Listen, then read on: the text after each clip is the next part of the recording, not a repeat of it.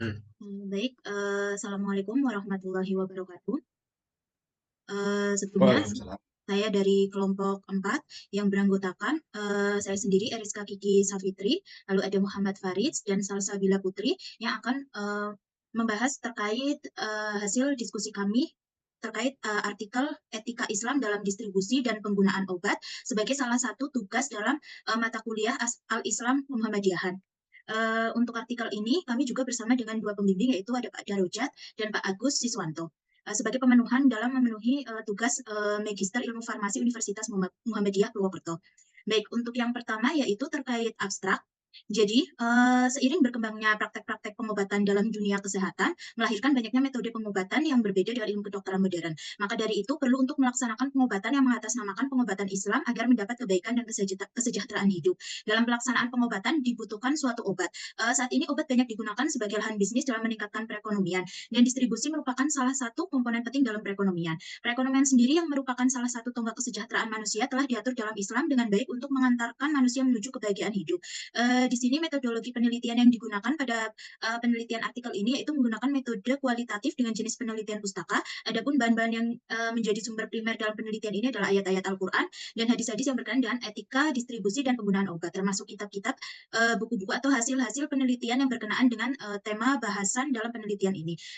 Sebenarnya etika distribusi dalam Islam sendiri itu melahirkan prinsip-prinsip distribusi, yaitu prinsip keadilan dan pemerataan, prinsip persaudaraan dan kasih sayang, dan prinsip solidaritas sosial.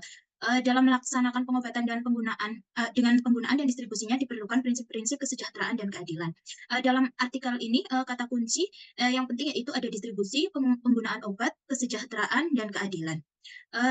Selanjutnya itu terkait pendahuluan. Sediaan obat sendiri terdiri dari paduan bahan-bahan yang digunakan untuk diagnosis, mengurangi rasa sakit, serta mengobati ataupun mencegah penyakit pada makhluk hidup. Seperti manusia atau binatang. Obat juga dapat digunakan untuk mempengaruhi atau menyelidiki sistem fisiologi atau keadaan patofisiologi dalam rangka penetapan diagnosis, pencegahan, penyembuhan, pemulihan, peningkatan kesehatan, dan kontrasepsi. Dengan menggunakan obat, pasien yang menderita penyakit tertentu dapat diukur tingkat kesembuhannya yang dapat didapatkan setelah berkunjung. Mohon maaf, dengan menggunakan obat, pasien yang menderita penyakit tertentu dapat diukur tingkat kesembuhannya dapat didapatkan setelah berkunjung ke sarana kesehatan baik puskesmas, rumah sakit, maupun poliklinik. Selanjutnya yaitu untuk metode pengobatan Islam yang, hingga saat ini terkenal adalah At-Tib An-Nabawi yang bermakna pada pedoman Al-Qur'an yang dilakukan oleh Rasulullah SAW, yaitu, dengan menggunakan tanaman yang tercantum di dalam Al-Qur'an. Allah Subhanahu wa taala memberikan kepada manusia kekayaan alam yang dapat dimanfaatkan dengan baik, tetapi juga harus mengikuti aturan yang sudah ditetapkan sebagai batasan dalam Al-Qur'an dan hadis. Di dalam Al-Qur'an sendiri dan hadis terdapat batasan yang tegas tentang larangan untuk menggunakan bahan haram sebagai obat. Hal tersebut banyak didukung oleh penelitian barang-barang haram tersebut yang nantinya akan menyebabkan penyakit. Oleh karena itu diperlukan adanya pengkajian ulang terkait profesi apoteker dalam hal alur distribusi obat terkait bahan baku obat yang masih belum diketahui kejelasan halal haramnya. Selanjutnya yaitu terkait metode penelitian. Penelitian ini menggunakan metode kualitatif dengan jenis penelitian pustaka. Penelitian pustaka melibatkan pengumpulan dan analisis data dari berbagai literatur yang relevan termasuk buku, jurnal ilmiah, artikel, dan dokumen lainnya yang membahas tentang produk halal farmasi. Perspektif Muhammadiyah, pengumpulan data penelitian ini dari sumber-sumber literatur dari perpustakaan, database online, dan sumber lainnya yang kredibel serta dianalisis untuk mengetahui prinsip kesejahteraan dan keadilan dalam proses pendistribusian obat menurut Islam. Selanjutnya yaitu terkait pembahasan yang akan disampaikan oleh teman saya, dipersilahkan. Terima kasih Mbak Eriska. Selanjutnya adalah pembahasan, dalam bahasa Arab farmasi disebut saidana dan ahli farmasi menyebut saidanani atau saidalani. Cendana adalah kayu aromatik yang paling populer di India. Pada tahun 754 di Baghdad, didirikan toko obat pertama di mana obat-obat dipersiapkan dan dijual. Toko ini dan pekerjaannya diawasi oleh muhtasib yang bertanggung jawab untuk memastikan kebersihan wadah, persiapan obat yang tidak sah, dan distribusinya. Di bawah pemerintahan Khalifah Mamun, apoteker dan dokter harus lulus ujian dan mendapatkan lisensi praktik. Apotek Islam mengenalkan 200 zat baru termasuk adas manis, kayu manis, cengkeh, sena, kamper, kayu cendana, mas, mirih, kasia, asam jawa, pala, aconite, dan lain-lainnya. Selain itu, Islam juga memperkenalkan ganja sebagai obat bius, mengembangkan sirup, pil, eliksir, tin tukur, permen, dan inhalan. Islam sebagai agama yang sempurna memberikan panduan yang jelas mengenai kesehatan dan pengobatan. Dalam Islam menekankan pentingnya menjaga kesehatan, mengobati penyakit, dan mencegah kemudorotan. Prinsip ini tercermin di berbagai hadis dan ayat Al-Quran.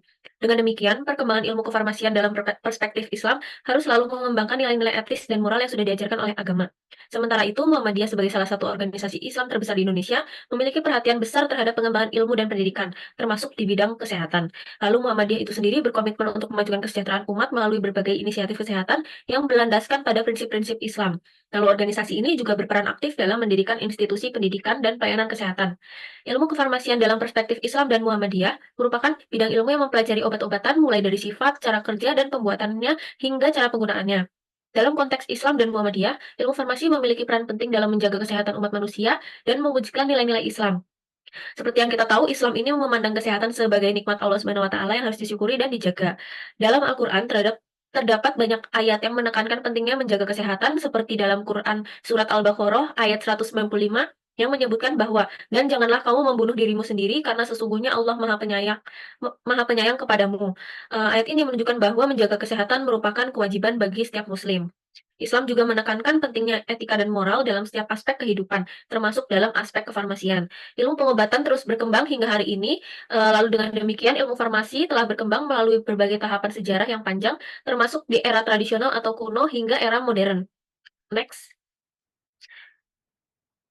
Hasil analisa dari berbagai produk farmasi ditemukan beberapa sediaan yang diragukan terkait halal haramnya, yaitu yang pertama sediaan topikal berbahan najis, yang kedua penggunaan dari bahan babi dalam kefarmasian, lalu yang ketiga ada penggunaan alkohol dalam kefarmasian, lalu bahan memabukkan yang jelas tidak boleh digunakan, yaitu adalah morfin, opium, dan obat psikotropik. Lalu selanjutnya ada penggunaan plasenta dan cairan amniotik. Dan yang terakhir bahan-bahan lain yang dapat menyebabkan kanker, stroke, diabetes, liver juga diharamkan. Lalu selanjutnya akan dijelaskan oleh teman saya. Oke, oke, terima kasih. Ya, jadi produk farmasi terkait halal dan haram ini merupakan bagian dari tinjauan kritis. Produk farmasi bagi seorang muslim itu menyangkut tentang keamanan dari segi ruhaniyahnya bagi seorang yang mengkonsumsi seperti mempengaruhi terkabulnya doa seseorang. Jadi titik kritisnya itu terkait banyak hal. Antara lain itu yang pertama obat. Obat ini titik kritisnya terkait bahan yang digunakan. Misalnya bahan yang diisolasi dari hewan, maka hewan tersebut bukanlah hewan yang haram. Selain itu, cara penyembeliannya juga perlu kita perhatikan. Yang dimana itu dijadikan parameter kritis. Karena apabila hewannya adalah halal, namun cara penyembelihannya tidak sesuai dengan aturan Islam, ya maka hewan itu akan menjadi haram.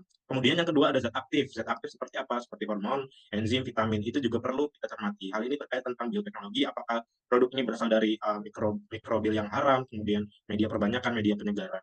Kemudian terkait bahan pembantu. Bahan pembantu juga harus diperhatikan, yaitu penggunaan laktosa, ada selanae. Sebagian bahan baku laktosa terdapat produk sampingan, yaitu dari enzim babi. Maka itu perlu kita perhatikan. Kemudian terkait adanya label halal.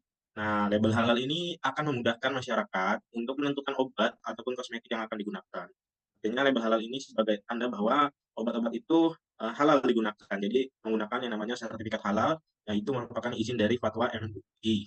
Nah, seorang farmasi atau apoteker itu memiliki tanggung jawab yang besar berkaitan dengan penjaminan untuk produk farmasi yang dihasilkan baik obat, makanan maupun farmasi itu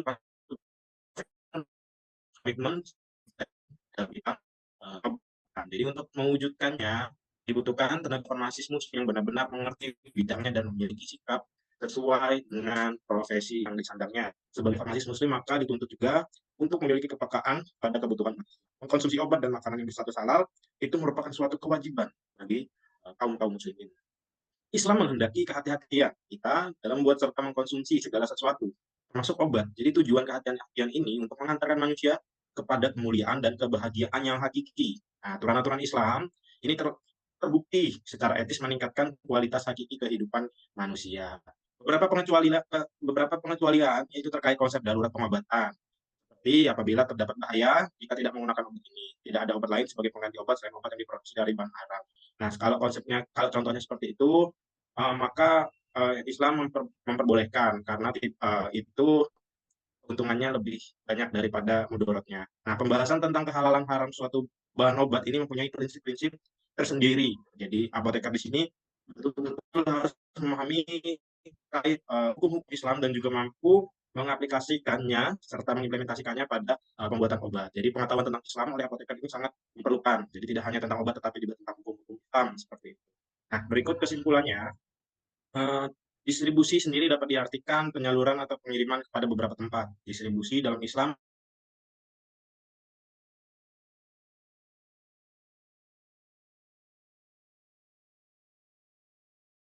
obat serta obat-obatan yang berbahaya atau haram digunakan. Nah, etika ya, slide ke bawah. Etika distribusi sudah disebutkan di dalam Al-Qur'an seperti mendahulukan urusan akhirat atas urusan di dunia ya, dan itu sudah tercantum banyak ya di dalam Al-Qur'an. Next. Nah, jadi pada proses pendistribusian apoteker dan pekerja farmasi harus senantiasa berpegang pada etika profesi orang serta menjunjung tinggi, tidak boleh sembarangan dalam mengkonsumsi obat-obatan. Nah, selain itu mereka juga harus menjaga kerahasiaan data pasien dan tidak boleh menggunakan informasi tersebut untuk kepentingan pribadi. Makanya setelah lulus apoteker itu ada yang namanya proses sumpah. Nah, selanjutnya untuk pelaksanaan distribusi obat dalam Islam harus dilandasi dengan keadilan, kejujuran, pemerataan, serta kebebasan. Penerapan prinsip-prinsip ini tujuannya untuk memberikan kesempatan kepada setiap orang yang mendapatkan hak yang sama dan juga sah. Karena apoteker sebagai penjaga distribusi, yaitu ya senantiasa memilih obat dengan bahan yang halal, sesuai dengan syariat Islam. Apoteker dituntut untuk mampu menghindari penggunaan bahan obat yang mengandung bahan haram yang dilarang di dalam Al-Quran, dengan cara menjaga kestabilan bahan yang digunakan, merupakan bahan-bahan yang halal, sehingga apoteker senantiasa memperdalam keilmuannya tentang farmasi dan dapat memberikan alternatif bahan-bahan haram terpaksa digunakan jika dalam keadaan darurat. Mungkin seperti itu presentasi dari saya kembalikan ke moderator Mbak Eriska. Baik, terima kasih. Mungkin sekian presentasi dari kelompok kami. Kurang lebihnya kami mohon maaf apabila ada kekurangan. Billahi taufiq wal hidayah. Wassalamualaikum warahmatullahi wabarakatuh. Waalaikumsalam.